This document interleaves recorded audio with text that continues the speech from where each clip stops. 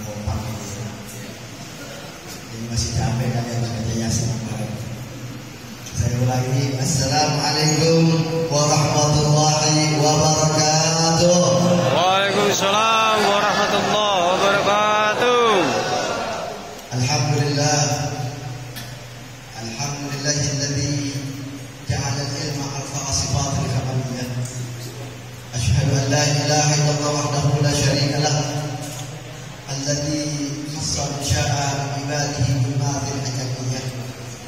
Wa asyhadu anna Muhammadan 'abduhu wa rasuluhu alladzi khassahu Allah ta'ala bi jami'i kamalatil ubudiyyah. Allahumma shalli wa sallim wa barik wa karim ala sayyidina Muhammad. Allahu alaihi Wa ala ali sayyidina Muhammad. Amma ba'd. Qala Allah ta'ala fi muhkam tanzilihi wa huwa asdaqul qa'ilin. Subhanalladzi asra bi 'abdihi laylan minal masjidil haram ila al-masjidil aqsa alladzi barakna hawlahu linuriyahu min ayatina innahu huwas samiul basir. Wa qala aidan qul hal yastawi alladhina ya'lamun wal ladzina la ya'lamun. Wa qala aidan ya ayyuhalladzina amanu kutiba alaykumus siyam kama kutiba 'alal ladzina min qablikum la'allakum tattaqun. Wa qala aidan Allahu latifun bi ibadihi yarzuqu man yasha wa huwa al-qawiyyul 'aziz. Wa qala afdalus salatu wassalam man fariha bi dukhuli ramadan harrama Allahu jasadahu 'ala birri. Sadaqallah wa ballagha risalah menjaga Allah Subhanahu wa taala. Yang ana tahu cuma satu, Ustaz Tirmizi menambah berbanyak umur, sehat. Begitu juga ada Ustaz Ayat Bahrul, insyaallah berbanyak Ustaz Walafiat, Ustaz Wasilah, yaitu Ustaz Saifullah, mudah-mudahan berbanyak Ustaz Walafiat. Bersama saya ada Ustaz Fauzi bin Faisal bin Amin bin Segar, dan kesemuanya yang hadir, yang tak mampu al-fakir sebutan satu persatu, akan tetapi tidak mengurangi rasa takzim dan hormat al-fakir kepada antum sekalian. Hadirin rahimakumullah. Pada malam hari ini, selepas kita melaksanakan ibadah sholat Isya berjamaah disambung dengan pembacaan tahlil dan kisah maulid, kita berencana pada malam hari ini melaksanakan kegiatan. Ada 3 atau 4 macam kegiatan. Pertama, kegiatan Isra Mi'raj Nabi Muhammad. Kedua, kegiatan tawakuf pengajian. Ketiga, kegiatan tarhib Ramadan. Ada 3 kegiatan. Maka kalau kita bahas satu-satu ini bisa seminggu. Maka pada kesempatan ini kita ambil intisarinya saja. Yang pertama, semuanya ini kalau boleh saya sampaikan, Ustaz, kegiatan-kegiatan yang tadi antum minta, sebenarnya kegiatan ini banyak sekali diperselisihkan di kalangan umat Islam saat ini. Yang kemarin kegiatan Ismu Sya'ban, malam pertengahan bulan Sya'ban. Ada yang mengatakan tidak ada dalilnya, bid'ah, tidak ada contohnya, ada yang menganjurkan dan lain sebagainya. Saya tidak masuk ke dalam ranah perdebatan karena pesan Nabi kepada kita, mantarkan hidayah. Barang siapa yang meninggalkan perdebatan, walaupun dia benar, dia tinggal itu perdebatan lebih diutamain daripada ukhuwah, maka balasan yang Allah berikan, ballallahu lahu al-baik fil jannah. Allah akan bangunkan rumah untuk dia di surga Allah. Begitu juga barang siapa yang meninggalkan perdebatan walaupun salah, tetap Allah bangunkan rumah dan surga Allah. Dikarenakan kita niat lebih mengutamakan persatuan di antara umat Nabi Muhammad sallallahu alaihi wasallam. Artinya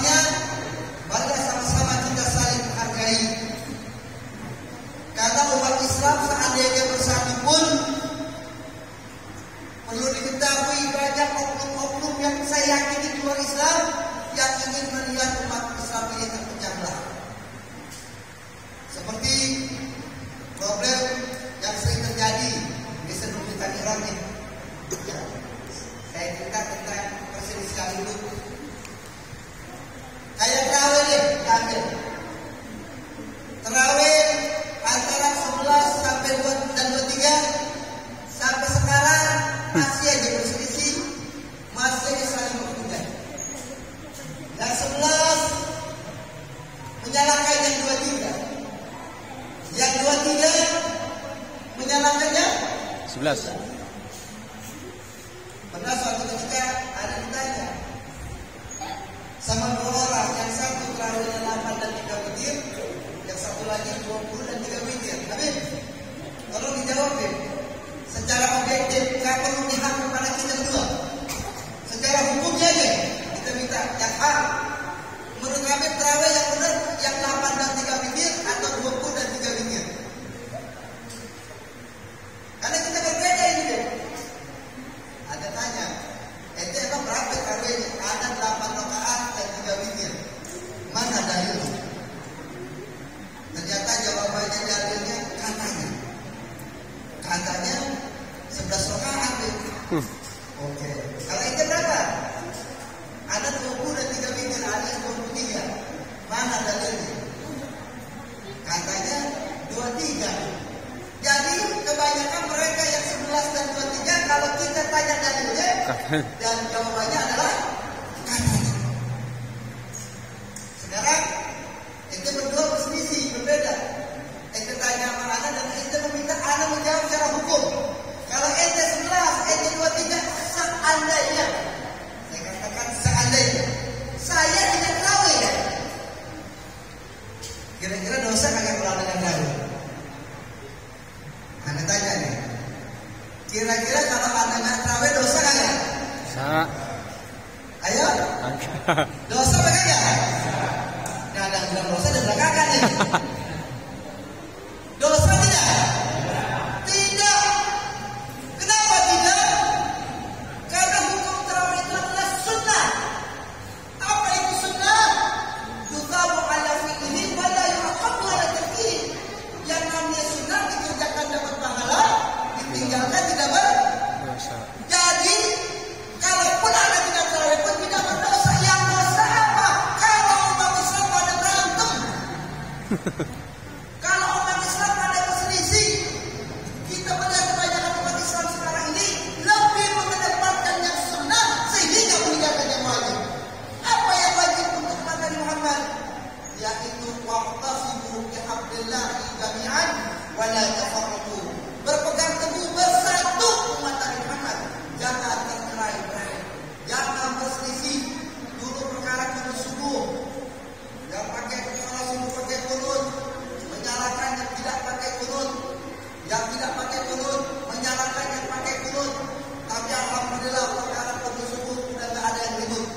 Kenapa? Karena dua-duanya sudah tidak ada yang sembahyang subuh. Jadi sudah tidak perlu kita debatkan lagi. Ini masalah. Kenapa hal ini bisa terjadi? Permasalahan sampai akhirnya tanpa kita sadari di Indonesia ini muslim terbesar di dunia. Setiap tahun sampai kemarin lebaran haji kita nggak tahu ini puasa sama lebaran tahun ini. Biasanya dari tahun ke tahun Islam terbesar di Indonesia lebarannya selalu berbeda. Ada yang duluan, ada yang belakangan, sampai 3 hari masih ada yang lebaran. Orang luar Islam lihat, katanya Islam agama yang satu, Tuhannya satu, Nabinya satu, kitabnya satu, kok lebarannya berbeda? Ini pukulan buat kita, Islam. Lalu bagaimana solusinya? Solusinya itu tidak ada di majlis taklim, duduk di majlis ilmu, ada sumber-sumbernya dalam Al-Quran, ada di sunnah, tinggal kita pelajarin. Kalaupun masih berbeda, tetap kita saling menghargai. Yang 11 terawihnya bisa sembahyang di tempat yang 23, yang 23 pun bisa sembahyang di tempat yang 11. Gampang cara gitu, nggak perlu dipersulit. Anda bisa meyakini terawih 8 rakaat dan 3 witir, Anda sembahyang di tempat yang 23, 8 rakaatnya Anda berjamaah, 3 rakaatnya Anda sembahyang sendiri di rumah. Berantem nggak kira-kira begitu?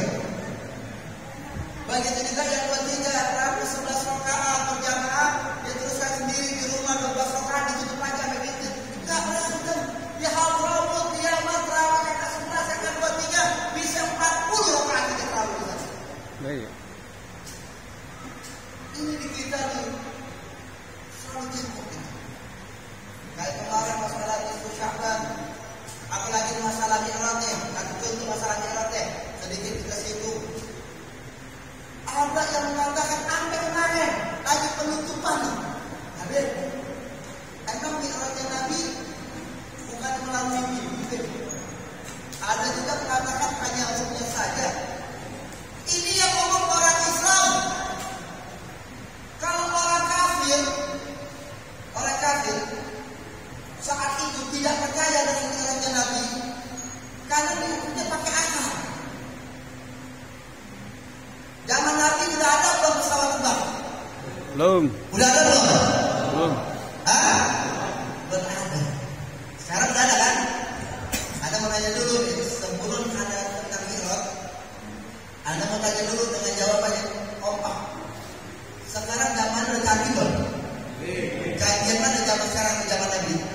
Sekarang lah. Sekarang. Ayo jawabkan fair. Jangan takut. Kajian mana zaman Nabi ke zaman sekarang? Sekarang.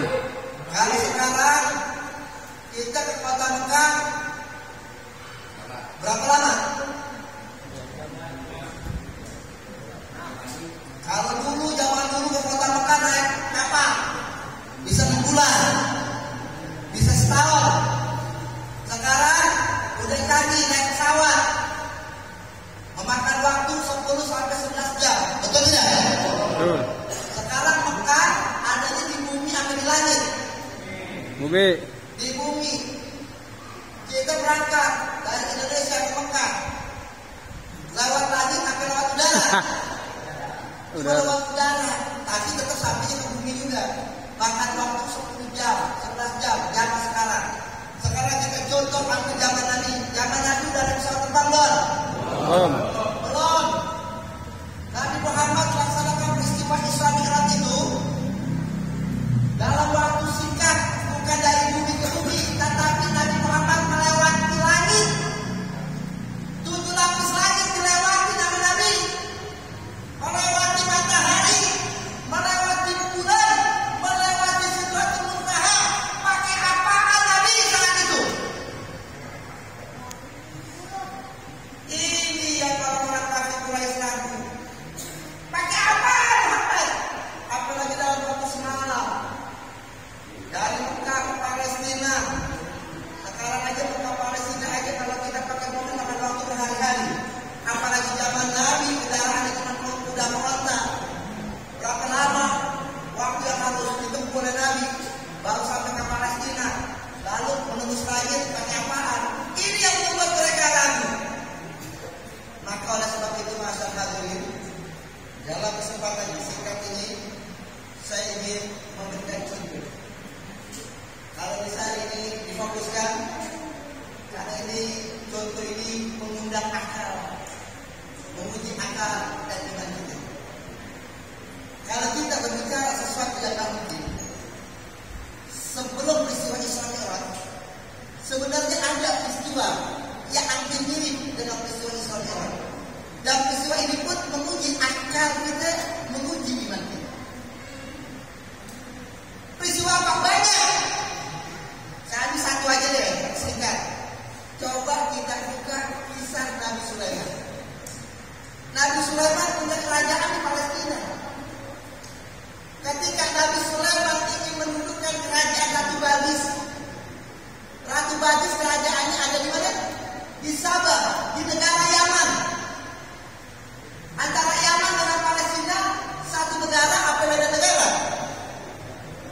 Ayo jawab. Yaman